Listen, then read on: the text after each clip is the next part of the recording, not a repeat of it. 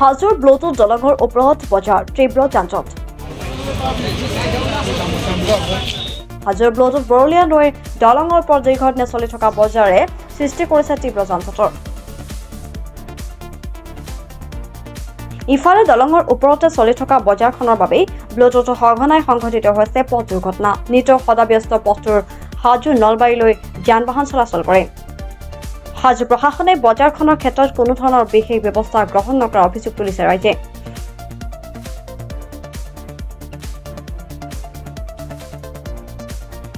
এই বজাৰখনৰ বাবেই দলংখনৰ ওপৰত সৃষ্টি হৈছে যান-জঁটৰ। স্থানীয় ৰাইজে ব্লুটুথৰ দলঙৰ ওপৰত চলি থকা বজাৰখনৰ আঁতৰ কৰাৰ বাবে হাজো প্ৰশাসনৰ ওচৰত দাবী জনাইছে।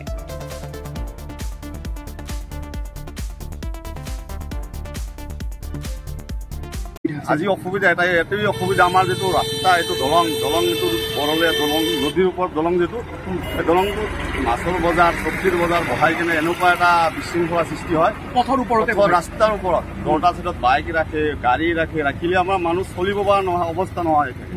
সেইকাৰণে চৰকাৰক এটাই অনুৰোধ জনাইছোঁ যাতে জাগাখিনি অতি সোনকালে চাফা কৰি দিয়ে। বিভাগীয়ভাৱে আগতে কিবা পদক্ষেপ লৈছিলে এবাৰ আহিছিলে আমাৰ হাজো চাইকেল অফিচাৰো আহিছিলে আপোনাৰ অচি ছাৰো আহিছিলে আহি ক'লে আকৌ ভাঙি দিলে আকৌ বহিলে তেওঁলোক কথা নুশুনে কথা নুশুনে। কিন্তু পদপথৰ ওপৰতে আমি দেখা পাইছো বিভিন্ন ব্যৱসায় আৰম্ভ কৰিছে ওপৰতে পথটো বন্ধ হৈ পৰিছে পৰে। বজাৰ এখন আছে তাতে মাছ বজাৰ আছে মাছ বজাৰত যাব নোখোজে মাছ বজাৰত মানুহবোৰ তাতে ইমান ধুনীয়া বজাৰ এখন বনাই দিছে নিজৰ মেডি মাটিত তাতে যাব লাগে মানুহবিলাক তাতে নাযায়। আমাৰ এটা চৰকাৰী বজাৰ আছে চৰকাৰী বজাৰ তাতেও বহিব পাৰে তাতেও নাযায়।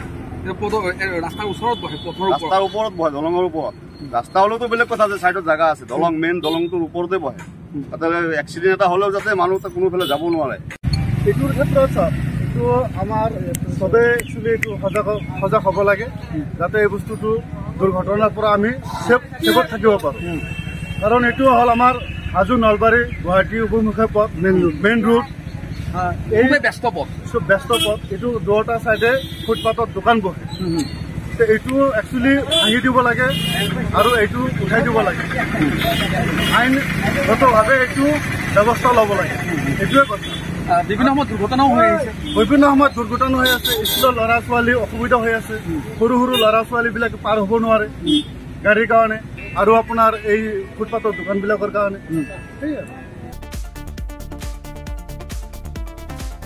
হাজোৰ পৰা কমলাকান্ত দাসৰ ৰিপৰ্ট তথা টাইম ডিজিটেল।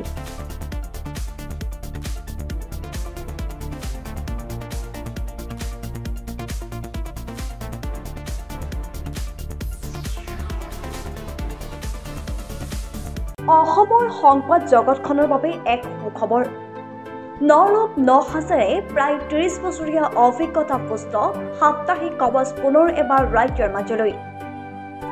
স্বত্বাধিকাৰী প্ৰণীতা কলিতাৰ দ্বাৰা প্ৰকাশিত আৰু অমৰজ্যোতি প্ৰিণ্টাৰ্ছ গুৱাহাটী কমাৰ্চ কলেজৰ বিপৰীত ফালে মুদ্ৰিত।